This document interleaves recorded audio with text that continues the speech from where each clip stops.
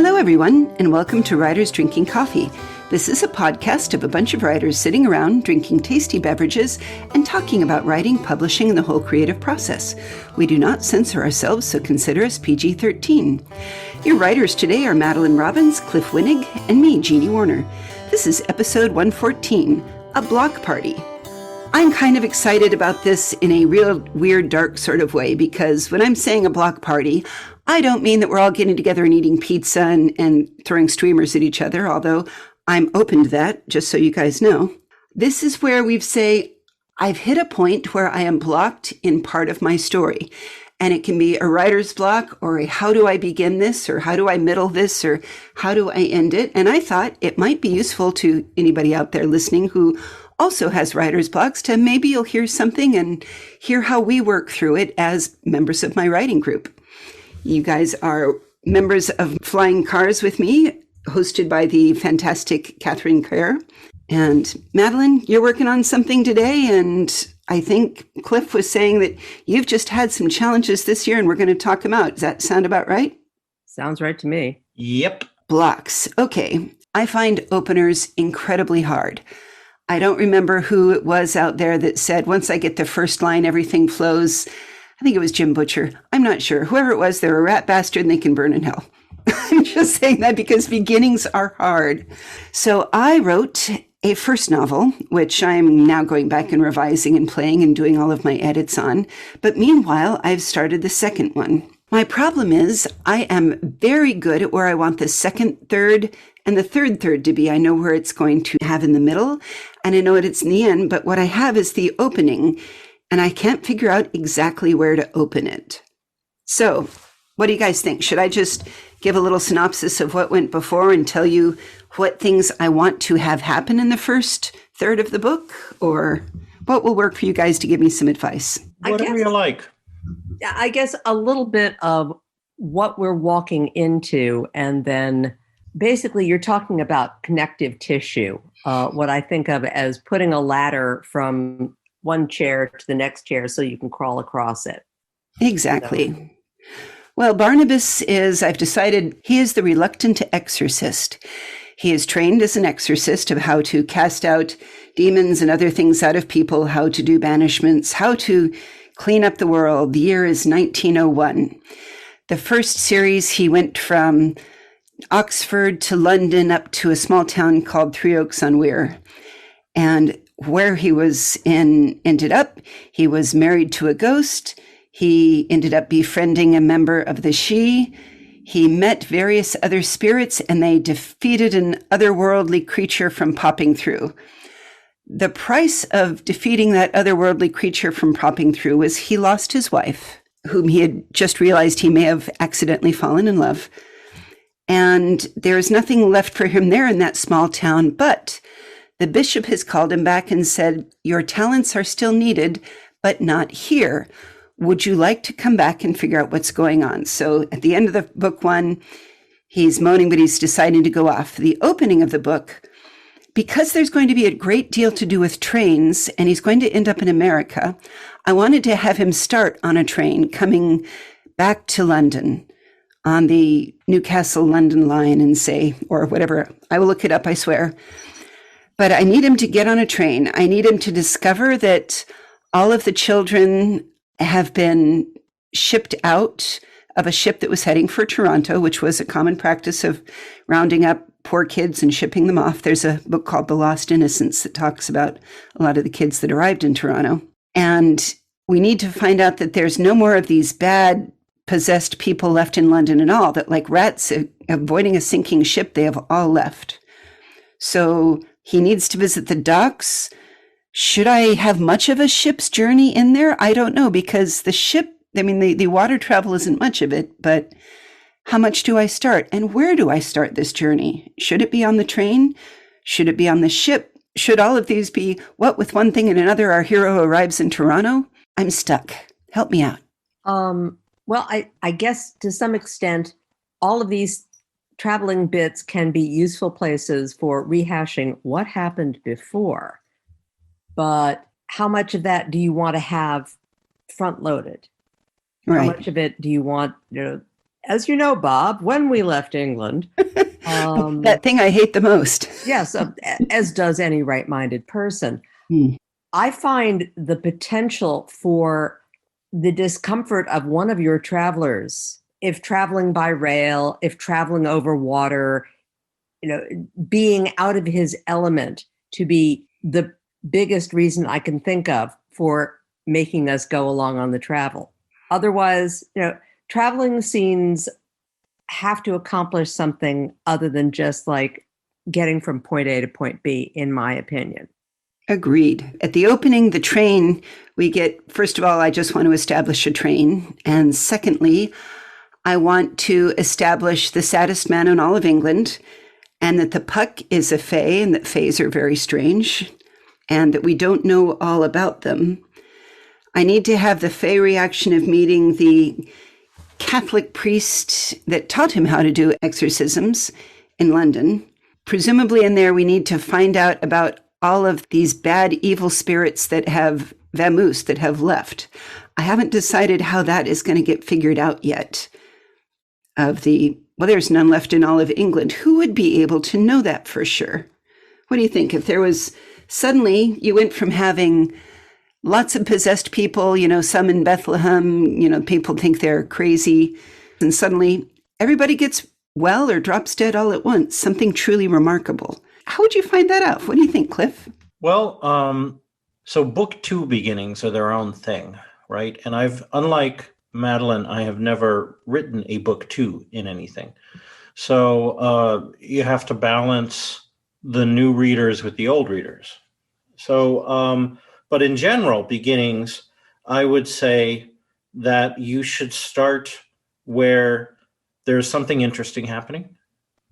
And you can have different approaches, right? You can do the James Bond beginning, where it starts with the end of some previous adventure, which we're never going to get to see the movie of, right? Right. But it shows your protagonist doing what your protagonist does. So maybe if you want to do that, you would start with an exorcism. Ooh. Right? Something could go terribly strange on the train. Yeah, and it could be going very badly, right, at the beginning. And I'm thinking now Kit always likes to talk she likes to talk about a cinematic opening where you start far and you kind of slowly zoom in, especially in a novel length work. So I'm thinking the movie version of The Two Towers, which started with this beautiful, serene fly over the Misty Mountains in the exterior. And it's beautiful and there's music. And then you start to hear the sounds of the stuff happening in Khazad-dûm and screams and running. And then, boom, you're in there and Gandalf is facing the Balrog.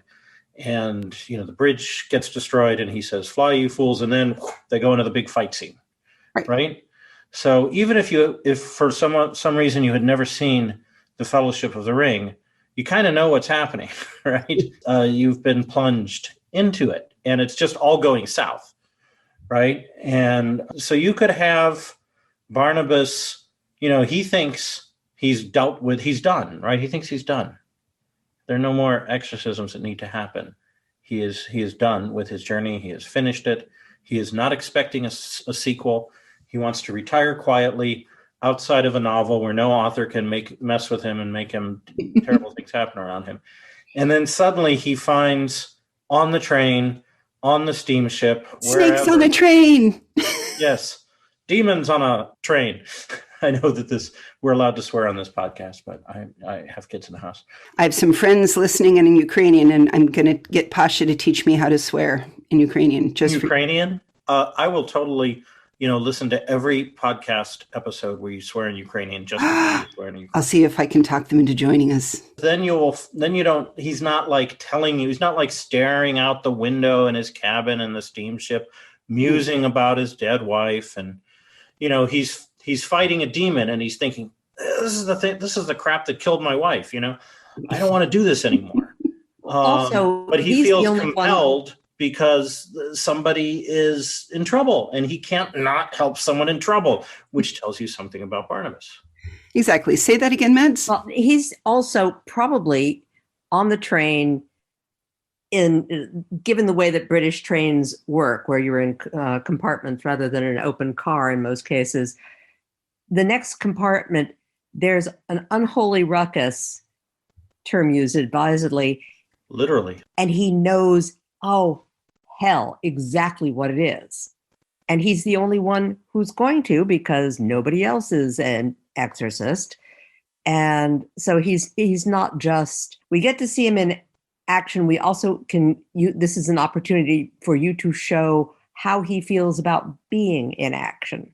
Yes. After the antics in the last book, is he hoping to retire away from your machinations and live a quiet life and mourn his dead but spectral wife? Should have never let me take an interest in him. That's the problem.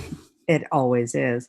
Okay, so there's an opening. Now, an absence. If you had to figure out that suddenly there were none of the bad gang in London, where would you find, how much work should I do for him to define this? Is this something I can have somebody else help him out with, or? Does Father Mike know? Yeah, he's meeting with the priest, right? So the priest can just lay the cards on the table and say, well, we've been tracking all this activity, but all of a sudden it vanished. We don't think they went down below. We think they went somewhere else. Right. I like that. That makes that short and sweet.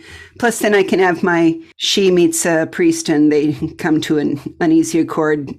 And then my last question is, what with one thing and another? I feel it's a waste of the Atlantic Ocean not to have something terrible happen there.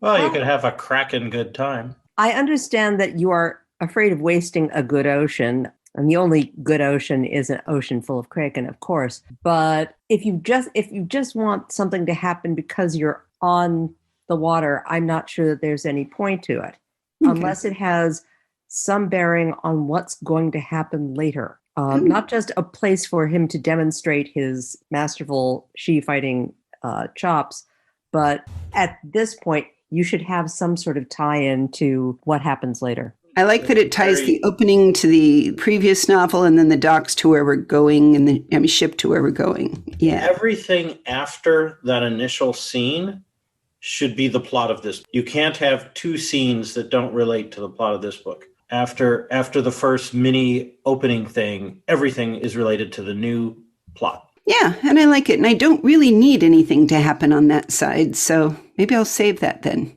Cool. Well, that's basically my first 4 chapters. So if I work on that, then that gets me unstuck. Thank you, guys. Well, that was easy. What do you got going on, Matt? Well, aside from the last year and a half of just sort of frantically doing almost anything other than write. Other than that, Mrs. Lincoln, did you enjoy the play? Yeah, loved him, hated her. I have as you have seen, I have maybe 30,000 words in a contemporary fantasy set in San Francisco. And broadly, my main character is a reluctant heir in that sort of way of, Arthur discovers that he's actually the King of England or something. And she finds herself being not just part of a supernatural community, but expected to know that she's part of this supernatural community and expected to be sort of the governor of the region. At the same time that there are all sorts of internecine battles going on between different factions in this supernatural community, she thinks she's human. She's always thought she was human. So first of all, she's dealing with kind of the shock of finding, well, no, actually you're not. Never mind that. And you are Rightwise, the local queen of this whole thing. It's not exactly a new plot. I'm trying to figure out, having established how she feels about this and how she could have gotten to this point without knowing these things, and what the politics that she finds herself in the middle of. I have no idea whether she's going to take up the crown. There are compelling reasons why she should. There are probably also compelling reasons why she shouldn't. And so I have found myself just sort of grinding to a halt, because I feel like in most cases, what I have when I'm writing a book is, what I think of as a map. And even if I don't have the individual towns and roads depicted on the map, I know the topography. I know we're going from Guggle to Zatch, and whatever the route is in Guggle and the route is in Zatch. This one, I'm going to Guggle, but I'm not exactly sure whether I'm going to Zatch or Zotch. And I feel like I need to know that, but I have not been able to figure out what I know. Well, I think either way, the route goes through Vimvoom. We do definitely need some Vim Voom. See, I think this is the one that I read. You wrote my favorite opening line of almost all time. Yes, that is that one. Yes, both of us want you to finish it, so we are eager to help I'd like you. to finish it. I'm on board with this. So, I mean, it's easy enough to figure out why she wouldn't know that she wasn't human, just because there's going away, there's having problems with family, there's if she was fighting, you can get sent off to live with ants. I mean, maybe I'm weird, but I have a family that had lots of things that we just didn't I never knew my grandfather had a twin brother until years after he was dead. I didn't know I had an uncle, a great uncle that died in jail for murder one. I didn't, Wow. These are the things. There's a lot of shit that families don't talk about. And so she could have been whisked away, for a long periods of time about it without anything other than, well, we know somebody wants so-and-so dead. If you've got all these mechanisms going up, maybe they just we want to kind of protect her from all of this. So there's nothing like, avuncular protectionism to really be annoying. And yet the protectionism is really, to some extent, the women in this culture have all the supernatural power. The men have what, for better or worse, might be called the gift of gab, or the gift of charm. They are the sociologists, they are the politicians, the spy masters occasionally. And her father, because her mother died very young, took over her power, quote unquote, holding it as a regency, and never mentioned it to her because he was holding it for basically himself. And so she has been kept deliberately unaware of what her heritage is. And as it turns out, very dangerously unaware, because there are people out there who think she knows what's going on and would like to kill her so that they can get her out of the way, and yada da da. Well, what was her father trying to do? And have you decided if he was a good guy or a bad guy? He's a mixed guy. Her father was something of a monstrous egoist. And he is a progressive in that he believes that this artificial division between the genders is old-fashioned and artificial, and that men should be entitled to be the leaders of things. And I'm just holding on to my daughter's power until she's old enough to, look over there, she's going to college. Well, I'll just hold on to it for grad school. Oh, okay. And his four sisters who live with them have colluded with him to keep her innocent. I recall one of the three sisters was actually pretty sympathetic to Ivy, right? Mm-hmm. So here's my thinking, and this thinking is evolving because it occurred to me listening to you describe the plot. Even though I've already read it, it's been a while. It occurs to me that her father, being the egotist he is, would think that his daughter is perfectly capable of picking up whatever she needs to know once he's gone, eventually, someday, far in the future, right? But I think that through her childhood, there would be lessons from him and the aunts, especially the one aunt who wants her to succeed, that she doesn't know her lessons until her heritage is revealed to her. And that she'll be able to draw on memories. When I thought we were going to the zoo and this happened, that was really, Aunt so-and-so teaching me this, right? So that she has more, because I think your character is just so hosed at the beginning that she really needs more things than she needs more tools than she is aware she possesses. Well, part of what I want to play with is what advantage being a human has given her. Oh, that's cool. That's cool. because Yeah, because she's been in the human world for she's college. been in the human world if she has never suspected there was anything else. Sure. What can a human do that a woman of power in her family cannot? Negotiate. Oh, she can be like a man. Well, to some extent, yeah. Yeah.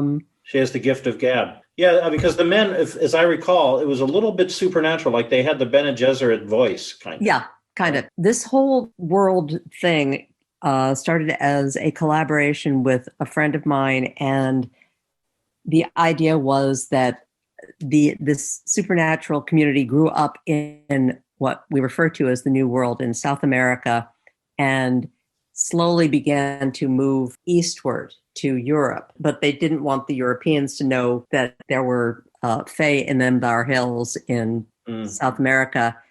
And they are the basis for the man who came out of the West in folklore. So what was her major and where did she go to school? She's a musicologist. Oh, God. Oh. What a useless degree. No. Oh, yeah. Well, she's... Come on, I have one. I have one too. It's the only way to fly. Right. She's a musicologist. She's in a master's program at the University of, I think, Iowa, if I remember correctly. And what's her focus? I think music history. Oh my God, I just had a sudden fun moment of thought. Oh, I don't know if it was done too much for War of the Oaks, but so you have a musicologist. So you have somebody that can make music of some kind, give her a popular instrument where she can self-accompany. But what if she could combine her magic with the gift of gab and thus be like the instant rock star and make people dance for her and make people do things so that she has that mortality, the gift of the men and the gift of the women all at once? An alternative, because this is something I know a lot about and could talk to you about offline. If she were studying ethnomusicology, like when I was an ethnomusicologist grad student, I took a whole semester course on music and ritual and learned a lot about how musical traditions are. There's a wonderful book. It's out of print, but I've got a copy somewhere called, I think it's just called Music and Ritual. And it's about trance and how music is used in trance, including in South America. My professor was from Brazil, and he was a world-leading expert in candomblé. If they're from the South, right, they probably have some knowledge or connection to the orishas, and that, could be an element you could bring in. Yeah, I kind of like that. I like some combination of having music being what ties together the powers of the women and call it the unholy charisma of the men. Yeah, because she's basically a bard. Yeah. She could Kick-ass bard there. Yeah. Right? Well, the thing is, as with her own background, she has never been a musician per se. She has been somebody who studies. Which is one advantage, actually, to ethnomusicologists, because they're all musicians. Mm-hmm. They wind up studying, when they study a musical tradition, they wind up learning it. Yeah, you don't have a choice. You get an ethnomusicology degree, you're required to do at least in the college I went to, we were required to do a senior recital. So. Oh, we were not. I was a music major. We didn't have to do any. I did electronic music and I did ethnomusicology and composition. There were people who did composition. I wasn't a musicology. Then when I was a grad student, you had to join some kind of musical ensemble. That was a requirement. And every time I took a course studying, like I did a whole course studying, I think it was for field methods course. I studied capoeira and learned how to play the berimbau and the agogo and all the instruments, and sing the traditional music that goes with capoeira, as well as do the martial art. So you're doing anthropology. So you immerse, right? And you study the culture in that way. You don't show up with your pith helmet and your notepad. Damn, there goes my costuming. I know. No, you're sitting down, you're having a couple shrooms, you're hitting the drum, you're starting with a melodic instrument, and you're gone for hours. It's great fun. Oh yeah. I guess in the end, I'm not sure whether she decides to take up this whatever has been thrust upon her or decides to walk away. Well, that's my point about the path goes through this middle town, no matter where. Mm-hmm. She doesn't make that decision till the end. Yeah. And here's a question. What if she decided that it needed to change? What if she could create a way that they could each have both? What if music was the way through of saying the music and the magic and the welding it together, that there's no reason that you couldn't all be complete people and stop hating each other and picking on it, but all of you could have all of the gifts? Because there's, in addition to the male-female thing, there's also interfamilial politics. Sure. And those who feel that they are above mere humanity and should be their masters, and those who think that humans are kind of interesting and cool, and why don't we find out more about them? And those who just want to, get along and live. I'm always thinking of what I call the third ending, right? Like there's the happy ending that the character wants, and then there's the sad ending that the antagonist, if there is one, wants. And then there's whatever the real ending always was, right? And maybe, this is a secret society, right? What's the worst thing that could happen to a secret society? Being outed. So maybe the plot events end with the secret society being exposed to the mundanes. That's a possibility, which could then, put her in a sort of a weird third position. Yep, the spokesperson for the society with the humans. There's a lot of things that say because it is secret, therefore it has more power. By simply removing the secrecy does take a fair bit of the power away. You're like me. You write to discover what the ending was. So you just need to write more. You don't need the ending. You need the middle, right? And this is a point where I should recommend for our listeners the only book I recommend there's wonderful books on writing. Ursula Le Guin wrote some. Stephen King wrote one. But the book that I would recommend to all writers is Beginnings, Middles, and Ends by Nancy Kress.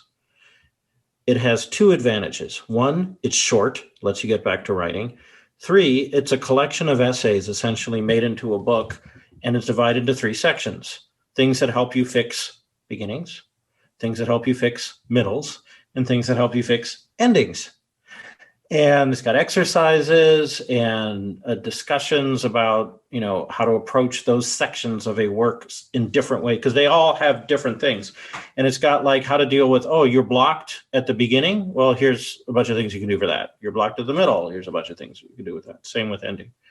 And so that's got some, I learned a lot from that book. It's got some wonderful stuff about the fact that, because, we're calling this Block Party, but Jeannie's was blocked at the beginning. Madeline is blocked at sort of the middle. I'd say it's the middle. You're not. It sounds like a middle block. Yeah. Yeah. Neither of you is blocked at the end. So, but that can happen too. I've known lots of writers. Like, I found this when I was writing the book that I completed recently. I discovered there was a part of the book about 3/4 of the way through where I hated the book. It was the worst thing in the world. It was total garbage.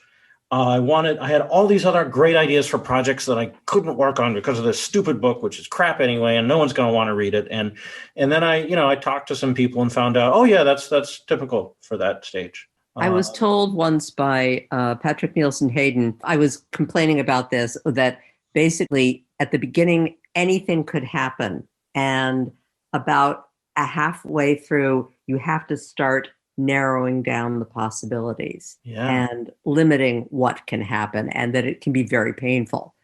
That's smart. Jeez. Yeah, well, that emotional arc, I taught Richard Kadrey, who was one of my Clarion instructors and who has periodically sort of mentored me here and there. And Sandman Slim's coming out. Woo! Yes, number 12 of 12.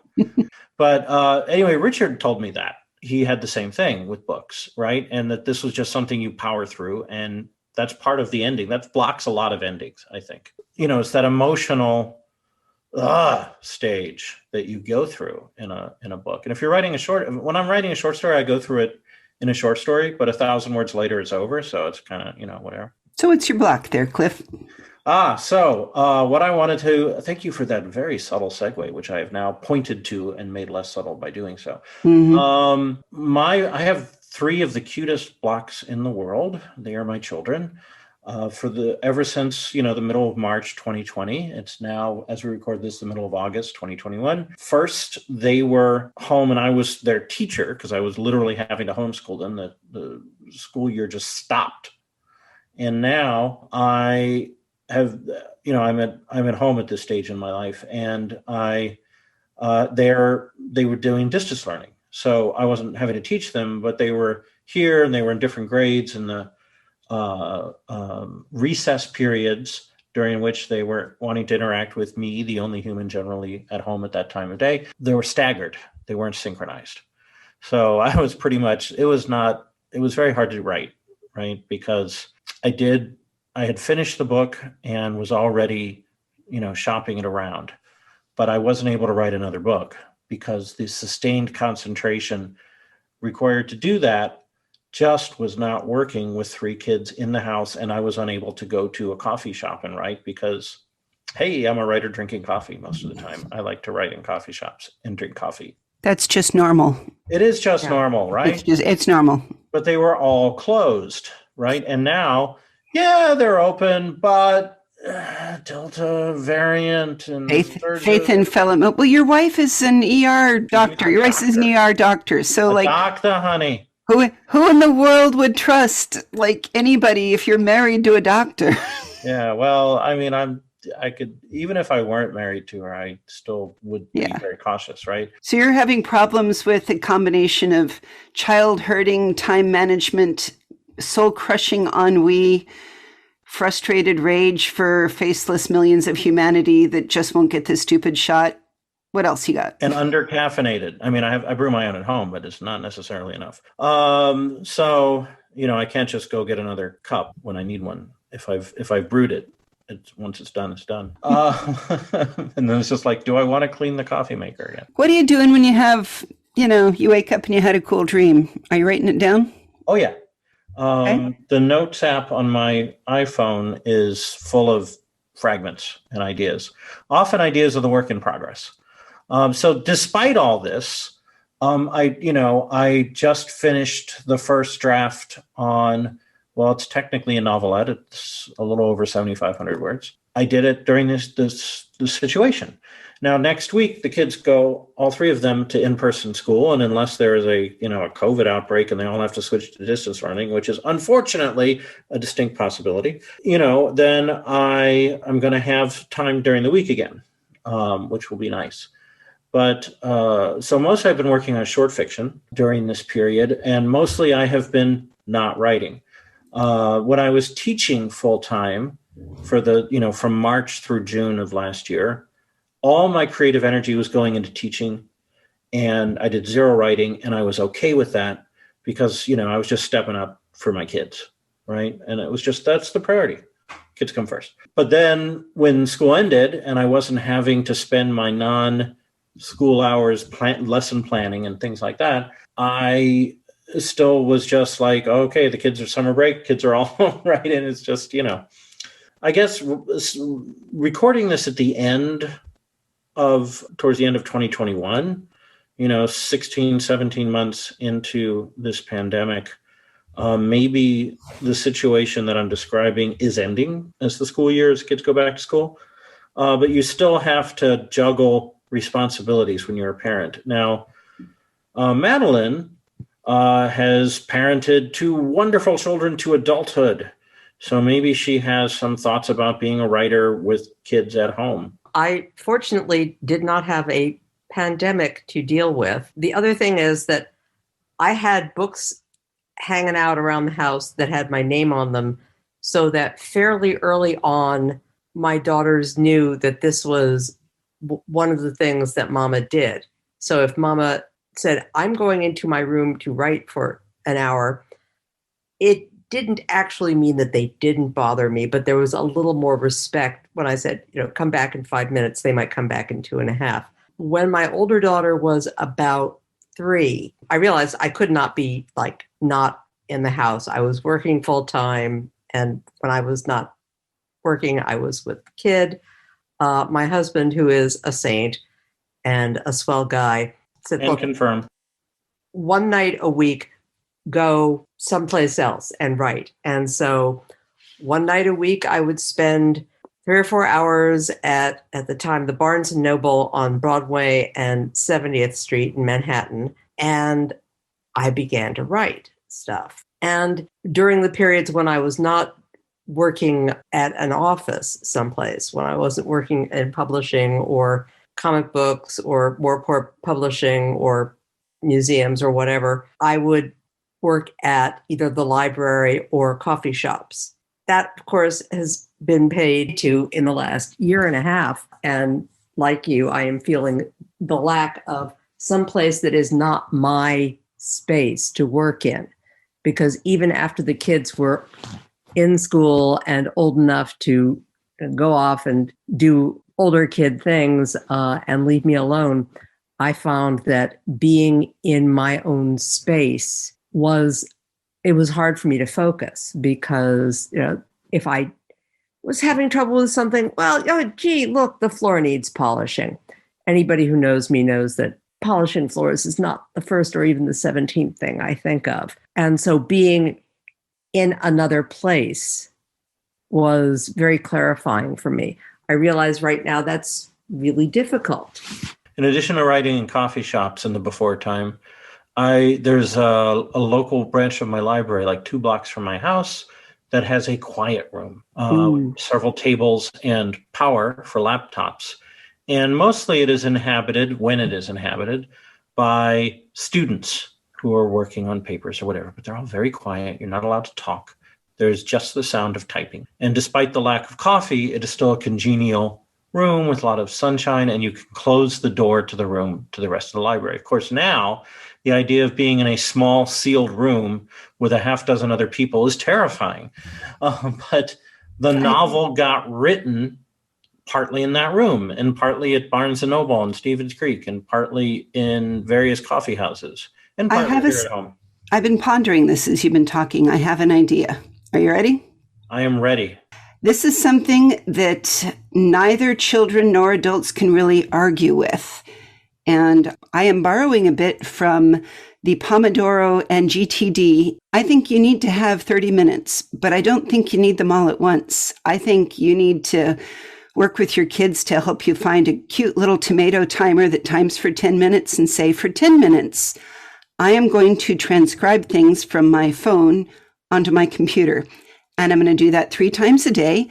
Let the kids decide when you're going to do it, but 3 times a day for 10 minutes, you're going to turn the ideas from being something you dictated to your phone into something that's on your computer. And if you start doing that and you say, I'm going to do this for 1 week, and get the kids to do it with you and say, what do you guys want to do for the next 10 minutes while I do this? And everybody knows that until that little bell dings, you're each going to do that thing, whatever it is. I like that. The other thing is that I found very helpful was literally drafting my daughters into, protecting mama's status as a writer. When my first non-romance came out, Barnes & Noble at that time had a window that they would put local authors in, and I applied and they put my book in the window. Yay. And my kids danced around me in a circle on Broadway going, Mama is a famous girl. Mama is a famous girl. I did not disillusion them to the extent that Mama was a famous girl. And my younger daughter would go into bookstores and say, do you have my mother's books? Yeah, I would never do this. And well, why don't you? That girl's going to be your publicist one day. Really, your 2 older kids are old enough so that they can go off and play in traffic for 10 minutes or even 15. The younger one... If they don't fight with each other, yes. Right. Well, so you tell them, look, this is how you help Dad be a writer, is you don't fight with each other for 15 minutes. And you can say, you can bring me any argument you want in 10 minutes, but there's a beautiful thing. And I learned this when I lived with a little girl who was 4 years old and her older sibling who was, I want to say 10 or 11 years old, that they would argue with their mom. And they would argue with me and wheedle about, oh, just more time. But it was impossible to argue with a little bell that went off and goes ding, ding, ding, ding. Oh, well, I'm sorry, there's nothing I can do. That's the bell. And they've already experienced school-like conditions and they understand this is structured time, which they put a bell at the end of every hour. You're just doing a shorter one. That is an idea. I mean, and that my older kids are twins. And when they were babies, I did learn how to write in 5-minute segments and 10-minute segments just to keep my sanity. I had to do some writing. Well, there you go. When we hang off and you start your next cup of coffee, tell the kids you're going to take 10 minutes and try this thing. Sure. Yeah. And I was going to say that's very successful for some kinds of writing tests. It is, but the whole point about it is it builds for you the habit of doing it, and it builds for your kids the expectation that it's going to happen. There's that. There's definitely that. Because right now, most of the writing I've done during this period has been when the kids are asleep. Right. But, 9 times out of 10, the kids are asleep. My wife conks out, and I'm the only one up. And I'm like, oh, great, now I can write. And I'm to my brain. I sit down. I even sit down, turn on my laptop, open the Scrivener file with my work in progress, and stare at it and go, I am too tired to think. That's because I hear you, and we are all will do that. We are all steeped in the ennui of the zeitgeist, as it were. But but also it's also just people. Parenting is a creative thing. Yeah. Right. It's like I used to do my first job in computing. Everyone had to take a shift. I was on campus at the University of Chicago as a staff computing person, and everyone was required to take one shift a week to help staff the helpline for students, professors, and staff people called with whatever computer problems.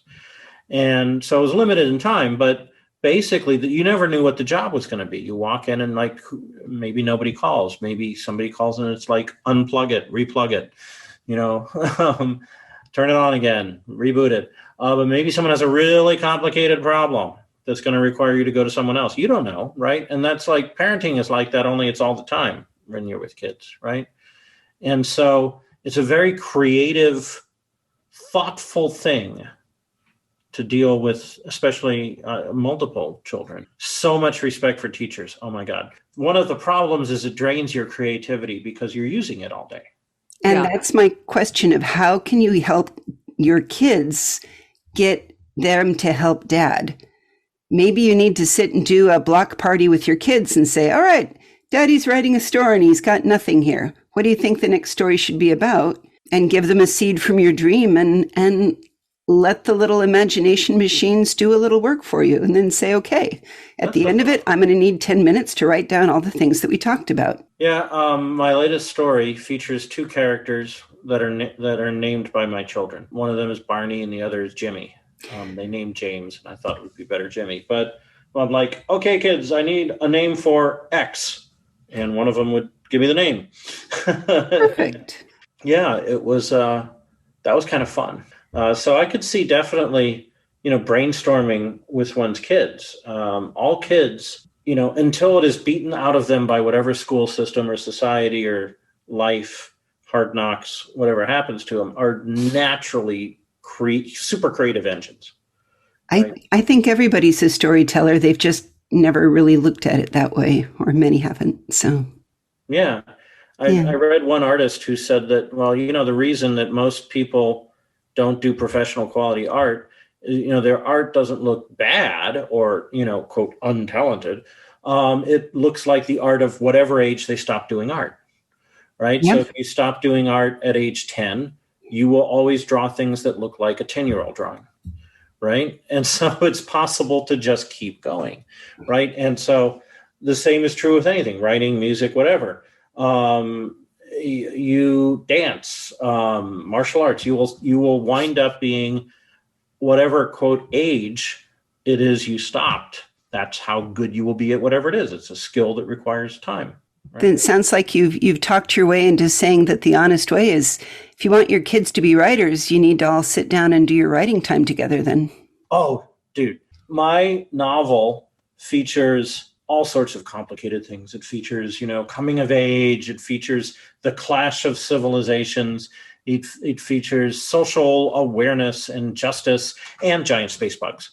And, I told my kids as I was working on it what I was doing, at least the older ones, because the younger one, very, very young. And the twins each wrote a story involving giant bugs and illustrated it, and then they read them to me. We had a recital. It was awesome. I think you've already outlined your own tools for succeeding in this one there, Cliff. Yeah. We believe in you. We super believe in you. But we will also put links to both the books that Cliff mentioned and the other stuff we mentioned on our website, which is www.writersdrinkingcoffee.com. You can find us on Facebook or Twitter. All three of us here, Cliff and Mads, everybody loves email. So if you want to email us a question or etc., we are happy to answer back. Right, guys? Absolutely. Cool. Thank you so much for doing this with me tonight. I hope it helped you guys as much as it helped me. Oh, good. It was lovely. Thank you. It was fantastic. Thank you for having. Always. You've been listening to Writers Drinking Coffee, a labor of love and enthusiasm put together by the hosts. Our main web support magic is brought to you by Deirdre Schween, and our sound engineer and backup web spider is David Welsh. Our intro music is Pretty Maid Milking a Cow, and our exit music is Breakfast with a Morning Person, both by Michael Engberg. You can hear more from Michael Engberg on manyhatsmusic.com. Our podcast sponsor today is Jackal Designs, allowing you all to buy cool WDC swag, and The Bean Scene, which is my favorite coffee shop in Sunnyvale, and we miss you. And hey, thanks for listening.